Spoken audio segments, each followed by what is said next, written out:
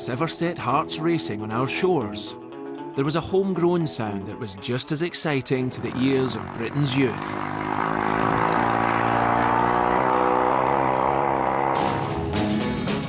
By the 1950s, British motorbikes were the fastest, most desirable and coolest thing on two wheels anywhere in the world.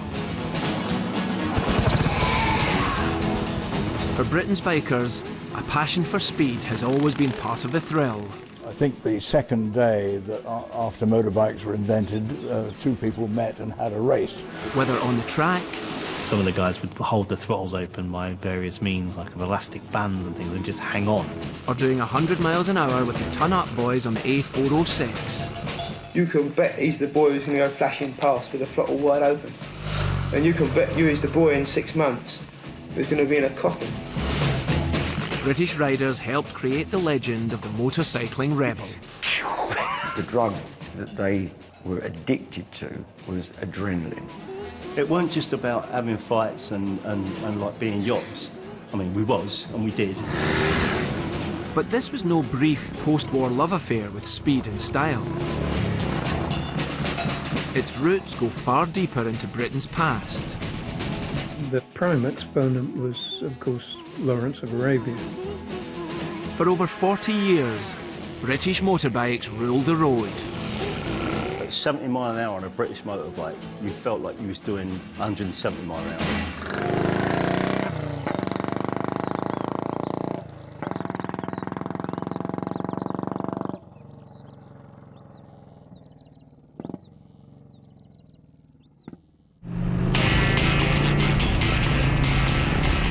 It was in the early 1960s that British motorbikes entered their most notorious era. Rockers had an unruly and threatening reputation. The press was full of tales of transport cafes stuffed with young men who liked nothing more than tearing up bypasses at 100 miles an hour. That post-war generation didn't want to go to the pub, listening to pianos and whatnot. It wasn't for them. They wanted excitement. They were living a time known as the jet age. Let's pass a test and let's be a ton-up boy. They were known as cafe racers, and their most notorious hangout was the Ace Cafe in northwest London. 16, you can buy your first motorbike, so straight away you pass your test. I want to try it, 500. Then you're ready for the Ace Cafe. The Ace was a somewhat down-at-heel transport cafe, legendary among leather-clad bikers for its jukebox stocked with killer sounds of the day. The spoon that served the sugar was nailed to the counter. Most of the furniture was nailed down. The jukebox was nailed down. But what made it truly infamous was the high-speed road that ran right past it. London's North Circular Road became the Ace's very own racetrack. The party piece was to come past here flat out. Tales of high-speed dares cemented its place as a social menace in the public eye. The thrill that earned ultimate bragging rights was a jukebox race. A rider's challenge timed to the length of a pop song. Come in, jukebox, coin in, up to the hanger lane, dual carriageway, do a U-E and down before the record stops. So you just come out the Ace Cafe, flat out, turn, flat out back. The dangers were obvious, but a whole generation of young bikers couldn't get enough of it. However, motorcyclists hadn't always been seen as the scourge of society.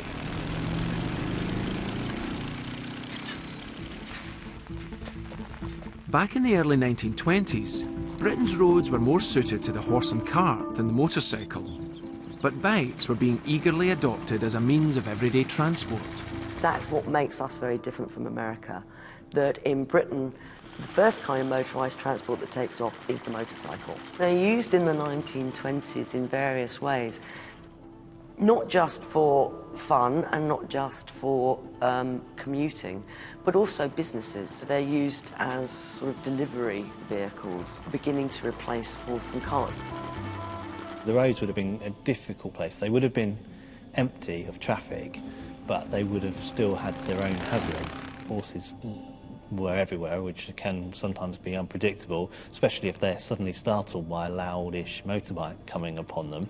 And of course there's all the horse muck and everything else that has to be dealt with. traffic coming towards you was not necessarily friendly, so that horse riders could wave in a friendly way, or they might even try and have a go at you with a whip. You have this ideal of thinking back to it of being beautiful, open, sweeping roads, but actually a lot of the time it would have been on little more than goat tracks, avoiding potholes, trying not to fall off, and missing stray dogs. As roads were gradually tarmacked and petrol stations began to appear, there was something stirring in the biker psyche. For a war-torn generation, bikes promised thrills and speed like nothing else. And when guys had lived through the horrors of the First World War, then going fast on a bike was just exhilarating. It wasn't anything scary about it, because you weren't being shot at while you were doing it. So, speed was an exhilaration rather than something to be afraid of. Speed freaks then were known as promenade Percies, and riding fast was an addiction that thrived, despite the perils. Bikes were a little bit hairy, probably more dangerous proportionally than cars, than if you compared the two today. And all of a sudden, an average guy could get that same sense of exhilaration and speed and kind of progression and movement that only a very few incredibly wealthy people who had access to planes or fast cars experienced previously. That sort of freedom to be in control of that, even relatively modestly powered machine was like a trip to the moon, I suspect. Riding fast on Britain's barely usable roads, with no speed limits, attracted a certain kind of adventurer, none more so than T.E. Lawrence. Known as Lawrence of Arabia for his exploits in the Middle East during the First World War, he struggled to find a place in peacetime life. He had grown weary of the press attention his war heroics brought. Thrashing along on a motorbike offered the escape of adrenaline thrills and a chance to avoid the limelight. Lawrence was the original ton-up boy. He would ride from Bovington Camp to London and back again just to do it. And when you imagine the roads of those days, it's unthinkable. He wrote, "When my mood gets too hot and I find myself wandering beyond control, I pull out my motorbike and hurl it at top speeds through these unfit roads for hour after hour. My nerves are jaded and gone, near dead, so that nothing less than hours of voluntary danger will prick them into life." Finally, he turned up one Sunday, coming right across Dartmoor from Plymouth to North Devon, where I lived, on his 10-horsepower, 100-mile-an-hour Brough Superior nickel-plated motor bicycle. In the 1920s, there was only one make of bike that offered the performance and glamour Lawrence was looking for. His machines of choice were made by Brough Superior, the first superbikes. George Brough named his business Brough Superior after he split from his father's company, which was called, plain old, Brough. He wanted to make the very best in fast bikes, and only something superior would do. George was seeking motorbike perfection for those that could afford his high asking price. George Brough started in 1919 and finished in 1939 and made about 3,000 bikes, no two the same, in that 20-year period, and they are today the holy grail, if you like. Brough was an innovator with a keen eye for detail and a sense of style that marked his creations as the most modern around. Motorcycles that were made around that time would really not come on an awful lot from a bicycle frame. Brough were one of the first manufacturers to go with really styling that we would recognise today in terms of curves. From day one, his petrol tanks encompassed the top tube on the frame, whereas everybody else still had these flat tanks, these slab tanks.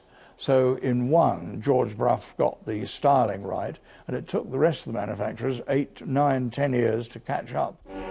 At his Nottingham factory, Brough's machines were made to fit his wealthy clientele's exact requirements.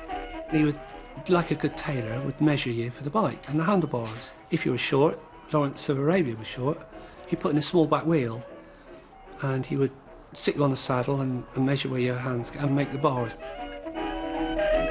The speed and style of an SS80 or an SS100 was for the elite few. They cost more than the average man's yearly wage.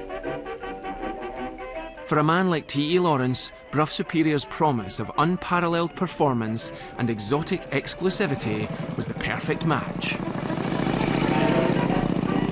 On a motorbike, you can put the world to rights. And I think that was very much part of Lawrence's joy of his riding. Lawrence himself was a risk taker, somebody who had lived a very full, exciting and interesting life. And so at that point, you know, what other mode of transport could he have had than a Brough Superior? You know, that was the natural fit.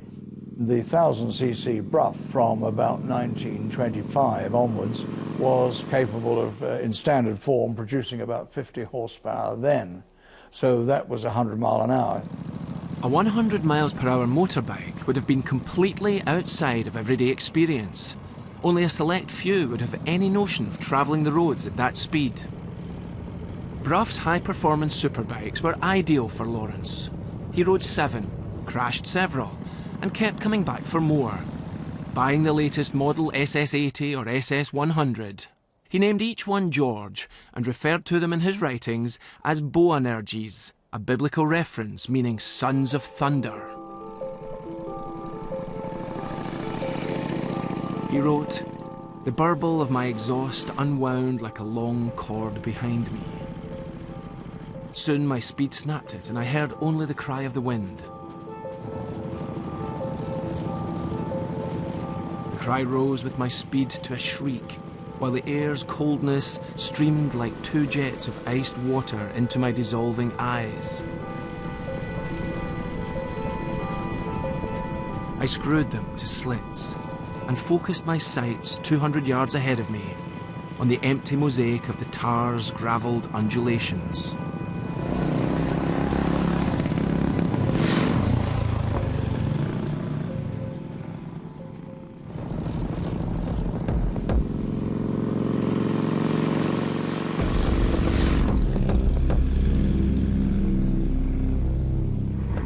Although he'd survived several crashes relatively unscathed, in 1935, Lawrence and his beloved Boanerges finally ran out of luck.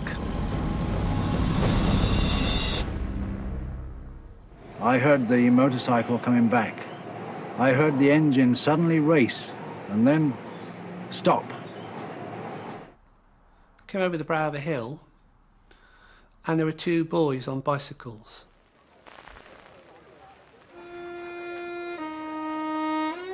Suddenly, this man who faced death a score of times in Arabia meets a tragic end on a peaceful English country road. Swerving to avoid the boys, Lawrence had come off his SS100, causing serious head injuries. He died 6 days later. Like many riders, he never wore a helmet. Appalled at the needless death of a war hero, the doctor who attended Lawrence began researching the use of crash helmets.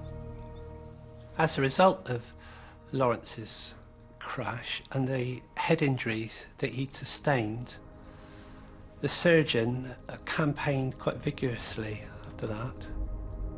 If he had been wearing a helmet, he would have been fine. As a direct result of that, and quite a long time later, helmets did become compulsory.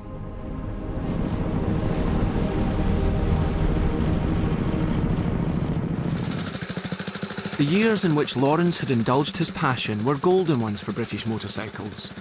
The interwar period saw an explosion in ownership, and designs were becoming increasingly advanced. Sport too was booming. Britain being Britain, every aspect